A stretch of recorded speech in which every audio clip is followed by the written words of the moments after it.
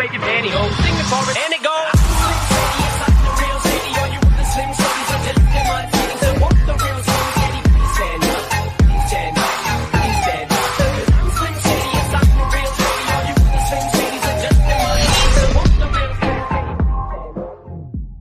तो चलिए शुरू करते हैं अपने मौलिक अधिकारों की सीरीज।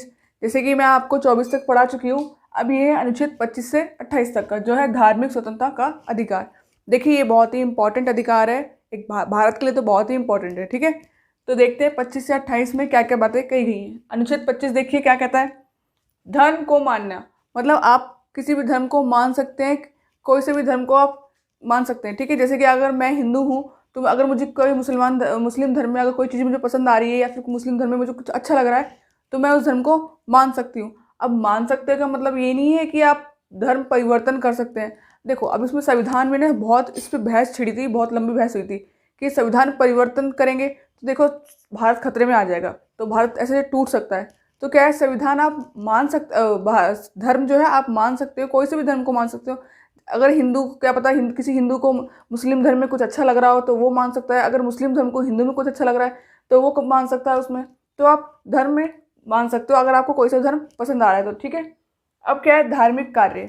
अब धार्मिक कार्य में क्या है, आप जिस धर्म के भी हैं, जिस धर्म को भी आप मानते हैं उसका कोई भी कार्य कर सकते हैं। आपको इसका अधिकार दिया गया है कि इसमें आपको कोई रोक टोक नहीं होगी कि आप किसी भी धर्म का कार्य नहीं कर सकते, आप कर सकते हैं ऐसे। ठीक है, धार्मिक प्रचार। अब देखिए धार्मिक प्रचार में क्या कि आप अपने धर्म को बढ़ाने के लिए क्या करते हैं, लोग प्रचार करते हैं, उनको आप बताते हैं कि देखिए हमारे धर्म में ये सिखाया जाता है, ये अच्छी बातें हैं, ये तो बोला जाता है ना कि हमारे धर्म को मानिए, हमारे धर्म को अपनाइए, तो वो प्रचार प्रसार द्वारा ही होता है।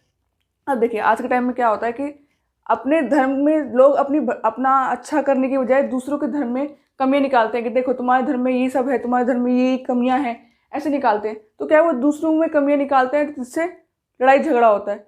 अपने आप को आप इतना अच्छा बनाइए कि आपके पास लोग खुद आएँ, आपको ना जाना पड़े कि दूसरों की कमियां ना निकालनी पड़े, दूसरों को बताना ना पड़े कि देखो हम कितने अच्छे हैं। आप अपने आप को इस तरह से बनाइए कि लोग आपके पास खुद ही अट्रैक्टिव हो, खुद ही आपके पास चल कर आएँ, ना कि आप दूसरों को जाके कहो कि तुम मेरे पास आओ। तो ऐसे ही अपने धर्म में भी अपने अपने धर्म को इतना अच्छा बनाओ कि लोग खुद अट्रैक्टिव हो, खुद आकर्षित हो, कि खुद आएँ आपके पास आपके धर्म के लिए। ठीक है, तो ये है आपका धार्मिक प्रचार। आस्था और प्रार्थना, आप अपने धर्म में आस्था कर सकते हैं, आस्था रख सकते हैं तो आस्था रख सकते हैं, प्रार्थना कर सकते हैं। आप जैसे हिंदू हैं तो जैसे हनुमान जी के मंदिर, शिव जी के मंदिर, जिसके मंदिर जाना चाहें वहाँ जाके प्रार्थना कर सकते हैं, अपनी आस्था रखिए किसी भी धर्म के प्रति, किसी भी धर्म को आप मान सकते हैं। बस देखिए परिवर्तन नहीं कर सकते आप। देखिए अगर परिवर्तन होगा तो लोगों में क्या होगा कि अलग अलग विचारधाराएं आएंगी, अलग अलग बातें होंगी कि अभी तो इस धर्म को मान रहे थे अब इसमें आ गए, चेंजेस होते रहेंगे ऐसे। तो क्या है, लोग अगर परिवर्तन करेंगे धर्म को तो किसी भी एक धर्म को सही से नहीं मान पाएंगे। अगर आपको धर्म कोई पसंद ही आ रहा है तो आप अंदर से मानिए ना, अपने अंतर मन से मानिए। ये ना हो कि कोई आपको स्टैम्प चाहिए उसकी कि नहीं अब अगर मैं हिंदू हूँ तो अगर मुझे कोई इस्लामिक धर्म पसंद आ रहा है तो नहीं मेरे को कोई इस्लामिक धर्म की स्टैम्प चाहिए कि अब तो मैं इस्लामिक ही हूँ, मुसलमान बन गई। ऐसे नहीं हो सकता ना। अगर कोई जैसे अगर किसी मुस्लिम को अगर हिंदू धर्म में कुछ अच्छा लग रहा है तो वो उसको माने, अंदर से माने ना। अगर उसे मानना ही है सच में तो अंदर से माने, अपने अंतर मन से माने। जरूरी नहीं है कि उसे स्टैंप लगवाना है कि नहीं हमें तो हिंदू धर्म ही का स्टैंप लगवाऊंगा, मैं अब हिंदू धर्म का ही कहलाऊंगा। नहीं, हमारा संविधान क्या कहता है कि जो भी धर्म आपको पसंद है, आपको जो भी मानना चाहते हो तो उसे अपने अंदर से मानिए, अपने मन से मानिए। ये नहीं कि सबको स्टैंप लगा के दिखाइए कि हम तो अब हिंदू से मुसलमान बन गए, मुसलमान से हिंदू बन गए। तो आपको क्या है, धर्म मानने का अधिकार है, लेकिन ऐसे नहीं है कि आप कोई भी परिवर्तन करके, जैसे होता है कि आप भी न्यूज़ में सुनते होंगे कि लव जिहाद की वजह से कितनी लड़ाइयाँ होती हैं, कितने दंगे होते हैं, तो ये सब है। ठीक है, तो ये था हमारा अनुच्छेद 25। अब देखिए अब अगला अनुच्छेद देखते हैं, धार्मिक कार्यों का प्रबंधन।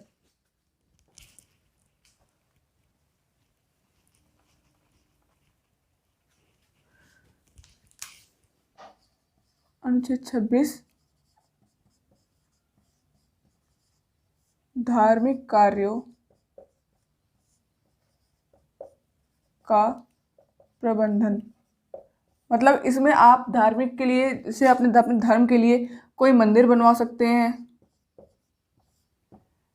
या कोई संस्था बना सकते हैं, या आप सामूहिक इकाई मतलब कि संगठन बना सकते हैं, मतलब अपने जो भी धर्म को आप मानते हैं उसके लिए ग्रुप बना सकते हैं। ठीक है, या कोई ट्रस्ट बनवा सकते हैं। देखिए अब अपने आप जैसे कोई भी आप धर्म को मानते हैं तो उसको आप क्या कर सकते हैं, उसमें आप मंदिर बनवा सकते हैं, संस्था बनवा सकते हैं। कोई जैसे होता है ना मंदिर, अपने जिस मंदिर के लिए कोई धर्मशाला बनवा देता है तो वो बनवा सकते हैं। आप ग्रुप बना सकते हैं। आप कोई मतलब जैसे यज्ञ करते हैं तो क्या अकेले थोड़ी ना करोगे यज्ञ, यज्ञ में तो काफ़ी सारे लोग चाहिए आपको।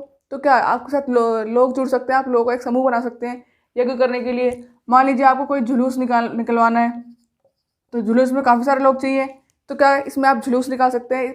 और आप ट्रस्ट बना सकते हैं। ट्रस्ट जैसे चलाते हैं लोग मंदिरों में, ज़्यादातर आपने देखा होगा कि ट्रस्ट होती हैं। तो ट्रस्ट में क्या लोग वहाँ पे पैसे देते हैं या फिर पैसे इकट्ठा करते हैं। अब उस पैसे से का मतलब ये नहीं है कि आप बाहर जाके उससे कोई बंदूक गन सब खरीदिए और सब में बांटिए कि लड़िए, आप जाके जाओ गन को लो और लड़ो। नहीं, ट्रस्ट को क्या कानूनी रूप से चलाना पड़ेगा आपको। आप ट्रस्ट को चलाइए लेकिन कानूनी तौर पर चलाइए, ठीक है। आप कुछ भी बना सकते हैं, संस्था बनवा सकते हैं। तो आप अपने धर्म के प्रति ये कार्य कर सकते हैं, ठीक है। उसके बाद आता है हमारा अनुच्छेद 27।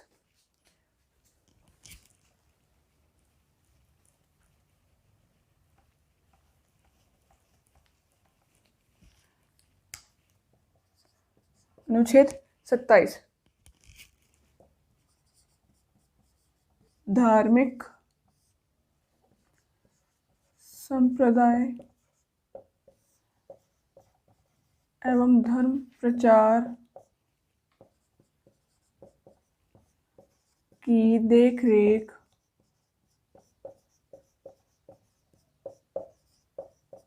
के लिए कर। अब देखिए आपने अपने धर्म में देखा होगा, सबने अपने अपने धर्म में देखा होगा कि जैसे मान लीजिए आपने जैसे किसी मंदिर में गए हैं, जैसे कोई वहाँ पे लोग चढ़ावा कितना चढ़ाते हैं, वहाँ पे सब कुछ मतलब प्रचार के लिए भी देते हैं। जैसे कि आपको अगर धर्म का प्रचार कराना है तो आपको पैसे की तो जरूरत पड़ेगी।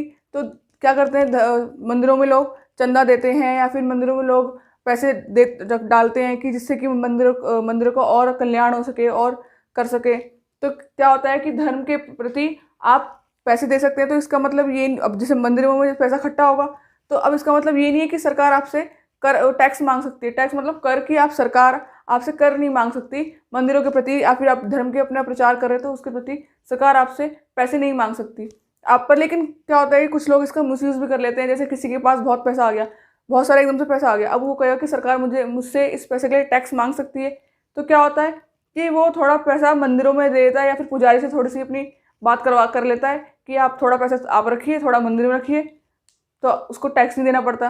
तो क्या होता है कि कुछ लोग इसका मिसयूज़ भी कर लेते हैं। तो ठीक है, इससे आप समझते हैं कि अनुच्छेद 27 से कि सरकार आपसे मंदिरों के प्रति टैक्स नहीं ले सकती। आप जो मंदिर में पैसा जमा होता है उसके प्रति सरकार आपसे टैक्स नहीं मांग सकती, ठीक है। इसके बाद है अनुच्छेद 28।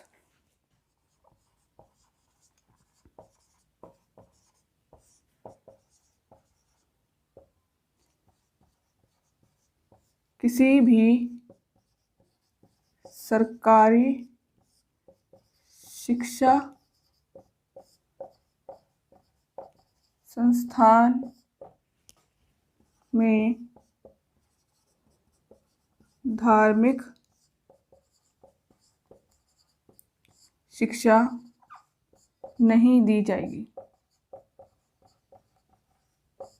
देखिए अब जैसे आपने कोई सरकारी स्कूल में देखिए आपको कोई भी धार्मिक शिक्षा नहीं दी जाएगी। आपको सरकारी स्कूलों में ये नहीं कहा जाएगा कि आप इस धर्म को अपनाइए या उस धर्म को अपनाइए। आपको वहाँ पे धर्म से जुड़ी कोई भी बातें आपको नहीं कही जाएगी कि या नहीं, वहाँ पे आपको धर्म से जुड़ी कोई भी बातें पढ़ाई नहीं जाएगी। या आपसे सरकारी संस्थानों में आपसे कोई धर्म के प्रति कोई क्रियाकलाप करने को नहीं कहेगा, ठीक है। आपसे कोई वहाँ पे क्रियाकलाप करने के लिए नहीं कह सकता कि तुम इस धर्म के प्रति ये काम करो या उस धर्म के प्रति ये काम करो, नहीं। वहाँ पे इस सब की रोक है, ये सब वहाँ पे नहीं सिखाया जाता, ठीक है। तो आई होप कि आपको मेरे सारे अनुच्छेद समझ में आए हो। तब तक के लिए बने रहिए, स्टे कनेक्टेड।